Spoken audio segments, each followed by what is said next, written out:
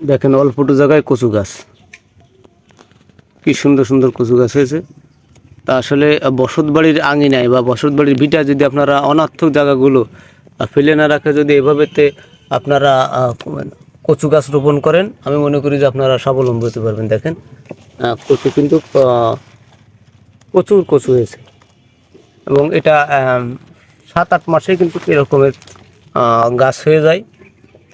তা আসলে আপনারা চেষ্টা করবেন যে আপনাদের বসত বাড়ির আঙিনায় একটা দুটো করে যদি গাছ আপনারা রোপণ করতে পারেন, আমি মনে করবো যে আপনারা তাহলে সফল। এই যে কচু গাছ চেষ্টা করবেন সবাই। বিভিন্ন রকমের যে কচু, এটা প্রচুর পরিমাণে কিন্তু ভিটামিন থাকে এবং এতে পুষ্টিকর পুষ্টি যোগায়। আমরা চাই যে আপনারা এই মান কচু এটাকে বলে, আপনারা যদি চান তাহলে হয়তো আপনাদের দ্বারা হবে।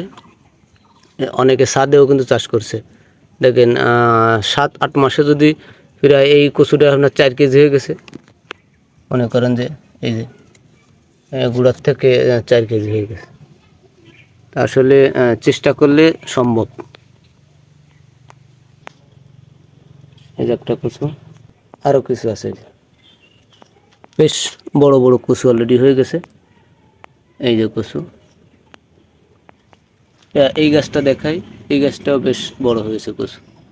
দেখেন বড় বড় কচু হয়েছে।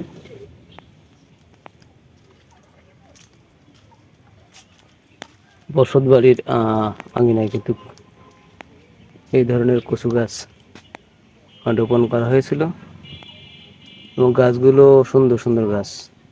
এইদিকে পাশাপাশি একটা আছে আপনার ঝাড়ছুই, এই যেটা ঝাড়ছুই, যে সুই জাল যাদের লাগবে আপনারা এই ঝাড়ছুই জাল গাছ রোপণ করতে পারেন। প্রচুর পরিমাণে হয়েছে একটা গাছে এই ধরনের ঝাড়ছুই জাল গাছ।